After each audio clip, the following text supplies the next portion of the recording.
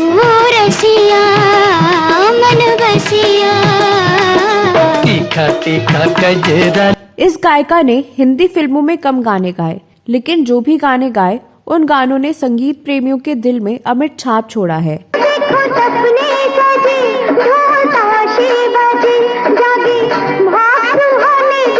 इस गायिका की गायकी के मुरीद R.D. बर्मन, हेमंत कुमार और रविंद्र जैन जैसे तमाम दिग्गज संगीतकार भी हुआ करते थे। दो पंछी दो तिनके कहू लेके चले हैं कहाँ। इस गायिका ने मन्ना डे, मोहम्मद रफी, हेमंत कुमार, लता मंगेशकर, आशा भोसले जैसे दिग्गज गायक गायिकाओं के साथ भी एक से बढ़कर एक गीत गाए।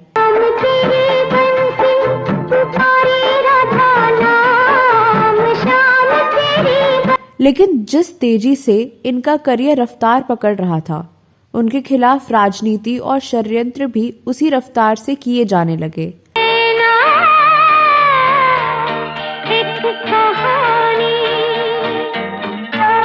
आपको जानकर आश्चर्य होगा कि कुछ गायक गायिकाओं ने उनकी जान लेने का षड्यंत्र तक रच डाला।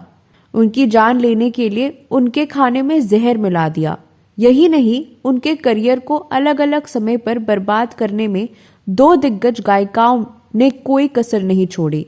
एक गायिका के कहने पर एक संगीतकार ने तो इस गायिका के साथ किया गया कॉन्ट्रैक्ट ही तोड़ दिया। मैं वही दर्पण वही ना जाने ये क्या हो गया कि सब कुछ ना। आपको ये जानकर और भी हैरानी होगी कि एक अन्य संगीतकार और गायक को भी इस गायिका के साथ गाने न गवाने की धमकी दी गई थी। इस वीडियो में मैं उसी गायिका आरती मुखर्जी के बारे में बात करने जा रही हूँ, जिनकी आवाज हमें मंत्रमुग्ध कर देती है, जिनको सुरीली आवाज होने के बावजूद अपने जीवन में बार बार आहत होना पड़ा। आशाओं का दिया ना बुझाना, हम है पुजारी। किसने उनके खाने में जहर मिलाकर उन्हें मारने की कोशिश की? किस गायिका के कहने पर किस संगीतकार ने उनके साथ किया गया कॉन्ट्रैक्ट तोड़ दिया? और किस संगीतकार को इनसे गाने न गवाने की धमकी दी गई थी? किसके डर से इस गायिका को मुंबई छोड़ना पड़ा? कौन था इन सब के लिए जिम्मेदार? इस वीडियो में जानेंगे विस्तार से। लेकिन इससे पहले बात करते हैं उनके शुरुआती जीवन और करियर के बारे में, तो आप बने रहिए हमारे साथ।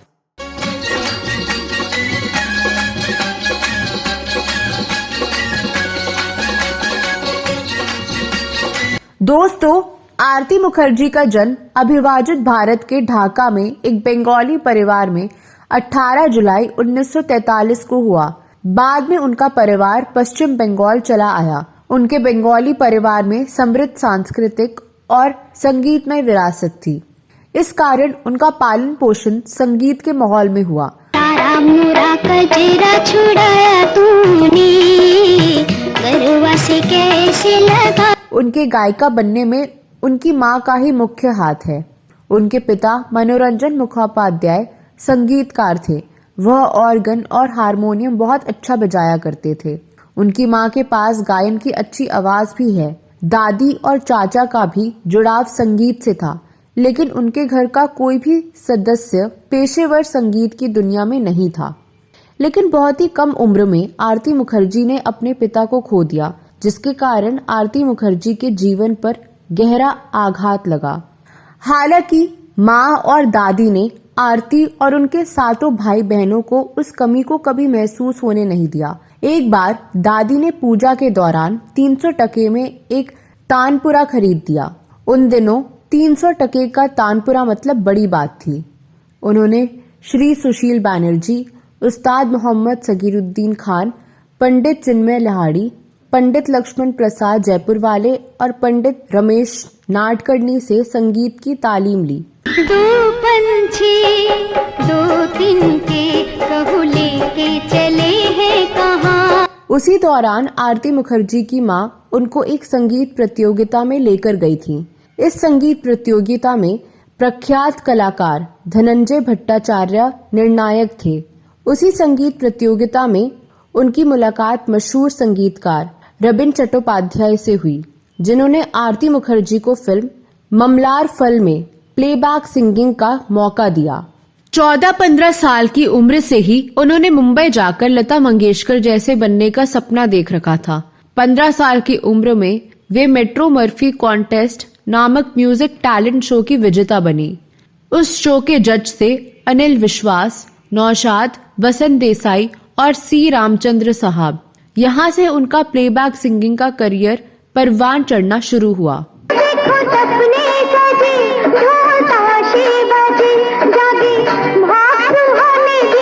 आरती मुखर्जी को हिंदी फिल्मों में पहला ब्रेक मिला 1958 में आई फिल्म सहारा से। इस फिल्म के संगीतकार हेमंत कुमार थे। यह फिल्म संगीत के लिहाज से सफल नहीं रही। आगे की कुछ फिल्मों में भी उन्हें कुछ खास सफलता नहीं मिली। दरअसल उस समय सारे संगीतकार लता जी के साथ ही काम करना चाहते थे। आखिरकार उन्होंने बंगाली फिल्मों की ओर रुख करने का फैसला किया। 1962 में उन्हें पहली बार बंगाली फिल्म कन्ना में गाने का मौका मिला। इसके बाद तो बंगाली फिल्मों में गाने के उनके पास ढेरों ऑफर आए। 1960 के दशक में आरती मुखर्जी मशहूर अभिनेत्री सुचित्रा सेन की ऑन स्क्रीन आवाज बन गई। यही नहीं, 1960 और 70 के दशक में वह लगभग सभी लीड बंगाली एक्ट्रेस की आवाज बनी, जिनमें सुप्रिया चौधरी, माधवी मुखर्जी, अपर्णा सेन, तनुजा, शर्मिला टैगोर, दिबाक्षी रॉय शामिल हैं। उस दौर में आशा भोसले और आरती मुखर्जी सबसे बड़ी बंगाली सिंगर थी। मैं वही दर्पण वही, ना जाने ये क्या हो गया कि सब कुछ ना। करियर के शुरुआत में ही आरती ने गीतकार सुधीर हाजरा के साथ कई यादगार बंगाली गाने दिए। इसी दौरान दोनों में प्यार हुआ और ये रिश्ता पति पत्नी में बदल गया। उनके पति हाजरा बहुमुखी प्रतिभा के धनी थे, जिन्होंने गीत के अलावा कई फिल्मों के स्क्रीन प्ले भी लिखे और सत्यजीत रे के सहायक भी रहे। लेकिन आरती और हाजरा का रिश्ता शादी के कुछ सालों में ही बिगड़ने लगा, जिसका असर उनके करियर पर भी पड़ रहा था। तब आरती के गुरु और संगीतकार सुधीर दास गुप्ता ने उन्हें मुंबई शिफ्ट होकर फिर से हिंदी फिल्मों में करियर बनाने की सलाह दी। हालांकि उस वक्त आरती बांग्ला फिल्मों में अपने पीक पर थी, लेकिन पति से रिश्ते जब ज्यादा बिगड़ गए तो आरती हाजरा से तलाक लेकर मुंबई शिफ्ट हो गई। लेकिन जब वो हिंदी सिनेमा में किस्मत आजमाने माया नगरी आई तो यहाँ की राजनीति देख हैरान रह गई। वह जब भी किसी संगीतकार से मिलती तो वे उनकी गायकी की तारीफ तो करते, लेकिन किसी न किसी बहाने उन्हें टाल देते थे। फिर लंबी जद्दोजहद के बाद एक दो हिंदी फिल्मों के बाद 1975 में आई राजश्री प्रोडक्शन की फिल्म गीत गाता चल में उन्हें गाने का मौका मिला। तन वही, मेरा मन वही, ना जाने ये क्या हो गया कि सब कुछ ना। इस फिल्म में उन्होंने 3 गाने गाए। इसमें जसपाल सिंह के साथ गाया उनका एक गाना श्याम तेरी बंसी पुकारे राधा नाम आज भी सुनकर मन गदगद हो जाता है। संगीत प्रेमियों के दिलों में ये गीत किसी धरोहर की तरह सजा हुआ है। फिल्म गीत गाता चल की कामयाबी के बाद आरती का हौसला बढ़ गया और उनमें हिंदी सिनेमा में अपना करियर रफ्तार पकड़ने की उम्मीद जगी। लेकिन उनकी ये सोच गलत साबित हुई। उनके पास गानों के ऑफर बिल्कुल नहीं आए। उन्हें कुछ गिनी चुनी फिल्मों में ही काम मिला। 1976 में आई फिल्म तपस्या में उनके द्वारा गाया गाना दो पंछी दो तिनके ने उनको खासी प्रसिद्धि दिलाई। दो पंछी दो तिनके कहू लेके चले हैं कहाँ। ये गाना बहुत मशहूर हुआ, लेकिन इसके बाद भी हिंदी सिनेमा में आरती का करियर रफ्तार नहीं पकड़ पाया। फिर आई फिल्म मासूम। 1983 में आई इस फिल्म में आर.डी. बर्मन ने आरती मुखर्जी से एक गाना गवाया। गाने के बोल थे दो नैना और एक कहानी। इस गाने के लिए आरती मुखर्जी को बेस्ट फीमेल सिंगर का फिल्म फेयर अवार्ड और नेशनल फिल्म अवार्ड दोनों मिला। इन सब के बावजूद आरती की प्रतिभा के मुताबिक उन्हें ताउम्र हिंदी फिल्मों में काम नहीं मिला। इसकी बड़ी वजह उस दौर की राजनीति और 2 दिग्गज गायिकाएं रहीं, जिन्होंने उनके करियर को बहुत नुकसान पहुंचाया है। कई मीडिया रिपोर्ट्स में अक्सर कहा जाता था कि लता मंगेशकर और आशा भोसले जैसी दिग्गज गायिकाओं ने उनके करियर को अलग अलग समय पर बर्बाद करने में कोई कसर नहीं छोड़ी।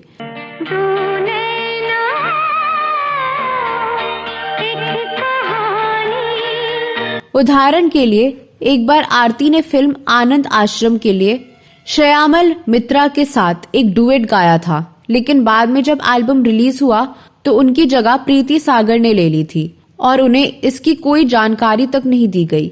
यही नहीं, आशा भोसले ने तो आरती मुखर्जी के साथ आर.डी. बर्मन के एग्रीमेंट को बीच में ही खत्म कर दिया। इतना ही नहीं, बप्पी लहरी को तो बकायदा धमकी दी गई थी कि अगर उन्होंने आरती के साथ काम किया तो उन्हें गंभीर परिणाम भुगतने होंगे।